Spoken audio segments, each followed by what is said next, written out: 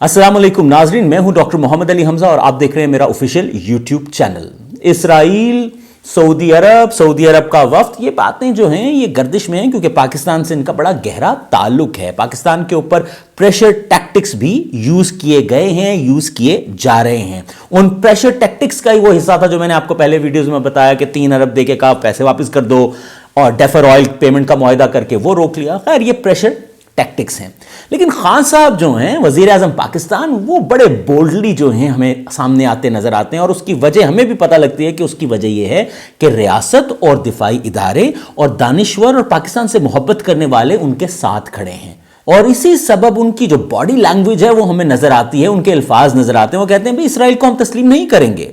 जिन्ना साहब ने कहा था कि फलस्तीनियों का हक जब तक नहीं दिया जाएगा we are not going to recognize Israel. तो पाकिस्तान के जो नजरियाती असास है उसके खिलाफ है कि हम इसराइल को तस्लीम कर लें और फलस्तीनियों को उनका हक ना मिले। यस, फलस्तीनियों के हकूक उन्हें दे दें आप, और उसके बाद ठीक है, हमें क्या प्रॉब्लम है, हमारा आपके साथ कौन सा कोई झगड़ा है भाई, ठीक है, रियासती जमाना है तो we can recognize you, but there is a condition. लेकिन वो हकूक इस फलस्तीनियों के मर्जी के होंगे, इसराइलियों के मर्जी के नहीं होंगे। खान साहब जो हैं वो बड़ा बोल्डली मिलते हैं आजकल। वो एम्बेसडर आते हैं सऊदी अरब के, क्योंकि सऊदी वफ्द ने आना है, तो उनको भी वो बड़ा उनकी बॉडी लैंग्वेज है, डोमिनेटिंग बॉडी लैंग्वेज के साथ वो मिलते हैं। That's very wonderful. Why wonderful? यकीनन पाकिस्तान की अगर हम जोग्राफियाई हवाले से उसकी लोकेशन की बात करें, जियोग्राफिकल लोकेशन की बात करें, तो पाकिस्तान एक बहुत ही खूबसूरत और बहुत ही सूटेबल जियोग्राफिकल लोकेशन पे मौजूद है। ये गवादर पोर्ट की बात कर लें, हम अप इन द हिल्स की बात कर लें, एग्रीकल्चर की बात कर लें, डेजर्ट्स की बात कर लें, मादनियात की बात करें बलोचिस्तान में और केपीके में, mean we are located at a very nice geographical location. Pakistan की ह्यूमन रिसोर्स मीन इंसानों की तादाद भी बड़ा मैटर करती है। वो अलग बात है कि फिक्री तौर पे हमें तनज़ली का शिकार किया गया है। इसी तरह पाकिस्तान के दिफाई इदारों और दिफाई स्ट्रक्चर की बात करें तो वो भी किसी से ढकी छुपी नहीं है। पाकिस्तान एक मजबूत मुल्क है, लेकिन पाकिस्तान की कमजोरी कहां आती है? फाइनेंशियल दिवालिया।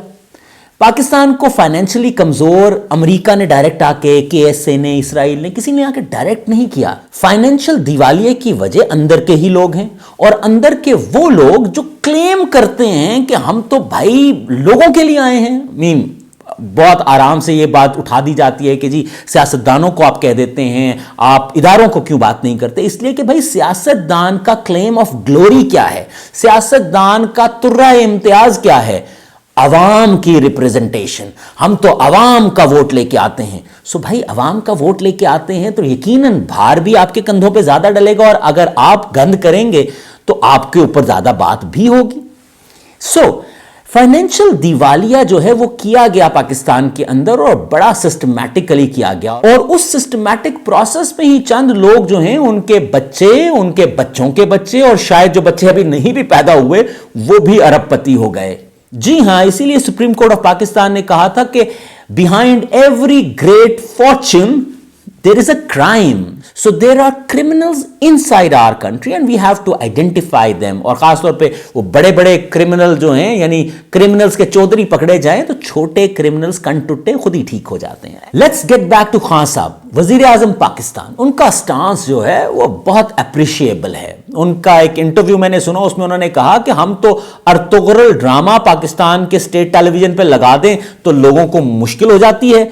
कोई बात उठा लेता है, कोई बात उठा लेता है, हमें चेहरे नजर आते हैं, सो कॉल्ड सूडो लिबरल्स बाहर आके कहते हैं कि जी हम दूसरों की तारीख क्यों दिखा रहे हैं। आपको समझ होनी चाहिए कि अर्तुगरुल के खिलाफ ये जो इतनी मुहिम जोई हुई, ये क्यों हुई? इसलिए हुई कि अर्तुगरुल रिप्रेजेंट करता है खिलाफत उस्मानिया की बिगिनिंग को। अर्तुगरुल ड्रामा रिप्रेजेंट करता है टर्किश कैरेक्टर्स को, और वो किसको पसंद नहीं है? वो यकीनन केएसए को पसंद नहीं है। मैंने अरब और अजम लीग के ऊपर वीडियोस किए हैं, आप देख सकते हैं कि अरब अजब कहानी क्या है। ये इस्लाम की कहानी नहीं है, इसे हमें बाहिसियत पाकिस्तानी समझना है। ये एब्सोल्युटली एंटी इस्लामिक कॉन्सेप्ट है अरब अजम का, और तारीख में ये मामला क्रिएट बनु उमैया के टाइम से हुआ है, और उसको रिवाइटलाइज किया गया, उसको रीजेनरेट किया गया मिस्टर वहाब की पॉलिटिकल आइडियोलॉजी के थ्रू और अल सऊद फैमिली जो इस वक्त अरब में बैठी है वो इसको दोबारा जिंदा कर चुकी है और इसीलिए अरब अजम कॉन्फ्लिक्ट और ये वाले situation. So it's a part of history, you can go and read it yourself. लेकिन अगर आपने मुख्तसर तारीख देखनी है तो आप अरब अजम का जो रिलेशन है और उसके अंदर कॉन्फ्लिक्ट है उसमें मेरी वीडियो आप देख सकते हैं. सो अर्तुगरुल ड्रामा जो है वो खिलाफत उस्मानिया के ऊपर है एंड सऊदी अरब चाहता है कि नहीं भाई आप ये ना करें, आप अजम के लोगों को प्रमोट ना अपने टेलीविजन पे करें. सो टेलीविजन ड्रामा दिखाने पे तो सऊदी अरब को मसला है, लेकिन आपको पाकिस्तान कहता है कि भारत का इन्फ्लुएंस जो है वो सऊदी अरब, यूएई और खलीज फारिस में रोकें. कलभूषण के मामले में भारत क्या हरकत कर रहा है, आप भारत के खिलाफ खड़े हो तो आप भारत के साथ वो हम नवाला हम प्याला बनते चले जाते हैं. जब बात बलूचिस्तान में होने वाले अटैक्स की हो जिसके पीछे भारत जो है वो खुल के कहता है कि जी हम सपोर्ट कर रहे हैं अपने बलोची भाइयों को. हजारा कम्युनिटी का मसला जो है वो क्रिएट और डेवलप और उसको इग्नाइट इसलिए किया जाता है कि पाकिस्तान के अंदर इंतशार हो, पाकिस्तान के अंदर ये जो एक स्टेबिलिटी की एनवायरनमेंट बनती जा रही है ये खराब हो और सी पैक को सबोताज किया जा सके. तो वहां पे सऊदी दोस्ती कहां जाती है, वहां पे अमेरिकन दोस्ती कहां जाती है. तो वहां पे आप जो है वो हैंड्स अप करके कहते कि नहीं इट्स आवर बायलैटरल रिलेशन. सो ठीक है, if it's your bilateral relation so it's our bilateral relation between Pakistan and Turkey, Pakistan and Iran, Pakistan and China and Pakistan and Russia. ये आजमाए हुए खिलाड़ी हैं भाई, और आजमाए हुए को आजमाना जेहलस्त. दर हकीकत चीन पाकिस्तान दोस्ती, रूस ईरान दोस्ती और फिर इन चारों की कुर्बत जो है जो कि होती जा रही है, बढ़ती जा रही है, इसने हिला के रख दिया है अरब के चंद प्लेयर्स को जो कि मैनिपुलेट करते हैं, सिचुएशन को करते रहे हैं पिछले 100-150 साल से. उनकी और मैनिपुलेशन जो है वो अब चल नहीं रही, क्योंकि पाकिस्तान जिस फाइनेंशियल दबाव की वजह से चंद चीज़ों पे चुप हो जाता था, उस फाइनेंशियल दबाव से चीन की दोस्ती हमें बाहर निकाल रही है.